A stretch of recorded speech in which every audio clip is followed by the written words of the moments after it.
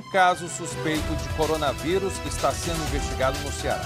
A confirmação no fim de semana bateu recorde negativo de aglomerações em Fortaleza. Negacionistas do novo coronavírus desprezam evidências médicas. O Ceará já tem mais de 2.700 casos confirmados de contaminação pelo... da rede pública do estado estão com as UTIs lotadas. O Ceará registrou 2.392 casos e 35 mortes. Profissionais de saúde têm denunciado hostilidade e agressão. Profissionais de saúde morreram no país de março de 2020 até fevereiro deste ano.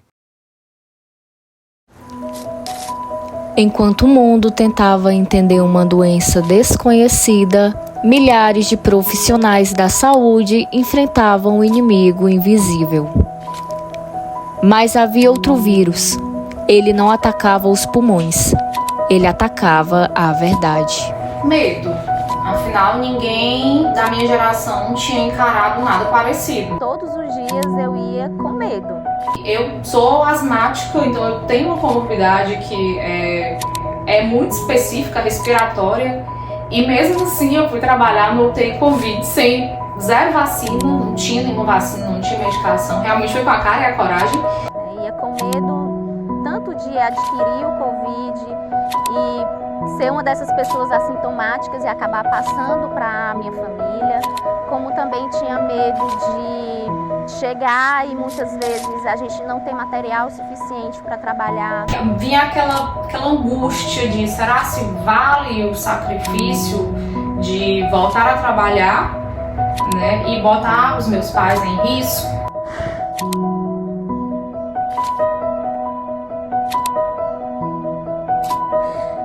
De um convívio familiar e que por estar na frente, por ter esse medo de passar o Covid, enfim, contaminar alguém, tive que me afastar e aquelas coisas mínimas que a gente fazia junto, a gente já não conseguia mais fazer. Foi muito triste, a gente viu familiares se despedindo, gente fazendo uma ligação antes de ser entubado. Passava 12, 24, 36 horas de plantão. E era terrível você sair de lá com essa sensação de escutar alguém pedindo, por favor, não me deixa morrer.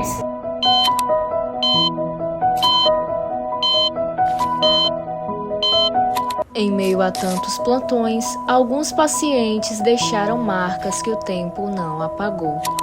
Um dos casos que mais me marcou foi quando eu recebi um paciente de Covid positivo.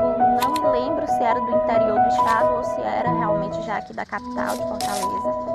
Mas ela tinha a minha mesma idade, ela era muito parecida comigo, assim, muito parecida comigo em idade, em pensamento, em tudo.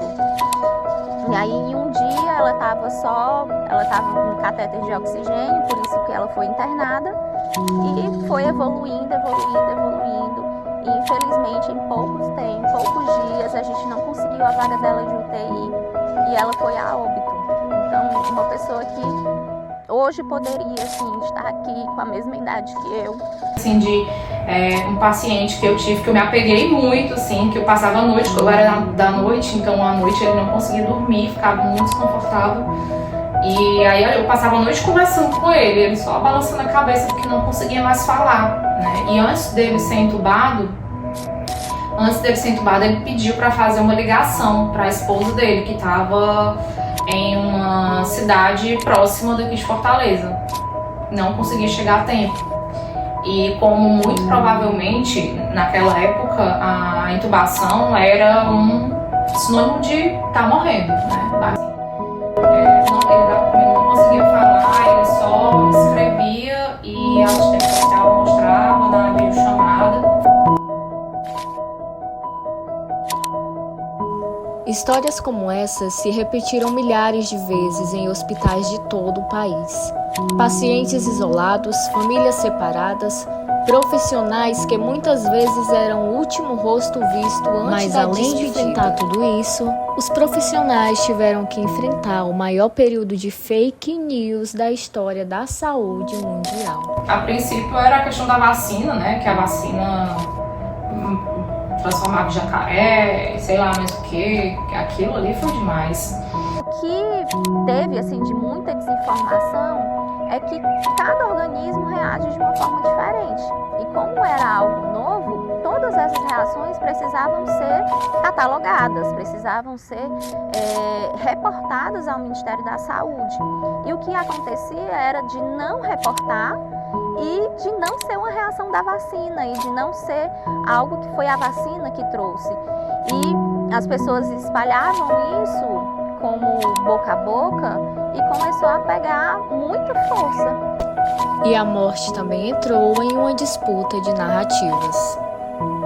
E insistia em dizer que foi a gente que matou, que os médicos colocavam aquilo para todo mundo, que ninguém sabia o que era e acabava colocando que não, morreu de Covid, que tudo agora morreu de Covid. Eram umas coisas assim que realmente não adiantava, nem tinha necessidade de discutir, nem bater de frente, nem argumentar, porque a pessoa já vinha com uma ideia tão pronta, tão montada, que era capaz de a gente argumentar, falar alguma coisa e ela criar uma outra história. Então,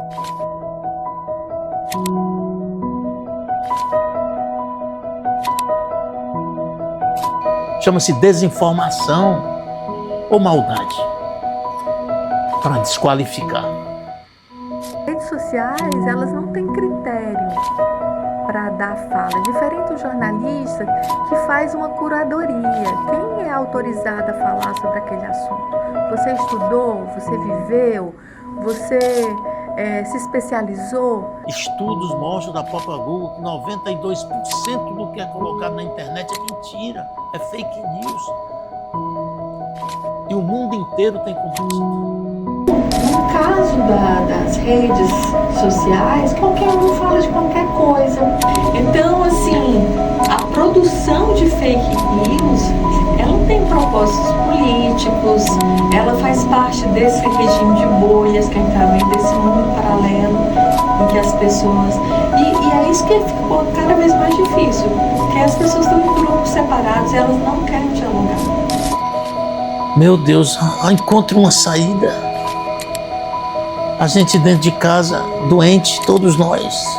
As pessoas doentes, e como salvar?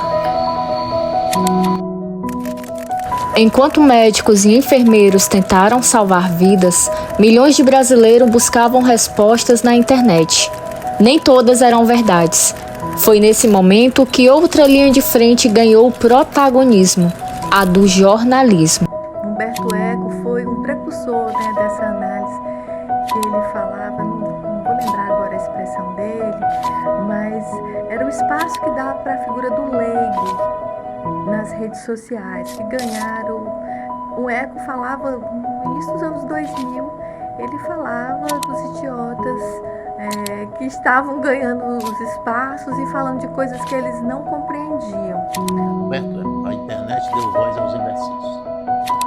Sempre as pessoas querem informação polida, com uma curadoria, que é o que o jornalista faz bem. E o jornalismo foi fundamental disso, porque o jornalismo de qualidade entrou e disse, essa aqui é a vacina, essa vacina também é boa, essa. E a doença foi controlada. Hoje, uma das grandes áreas do jornalismo sempre foi, mas agora ganha mais, são áreas de checagem. A forma de produção do jornalismo vai mudar ainda muito, entendeu? Quem vai ficar, como vai ser, ninguém sabe. Que basta um probleminha na internet, pum, e acabou. Então o jornalista é aquele interessado que faz da oportunidade a vida.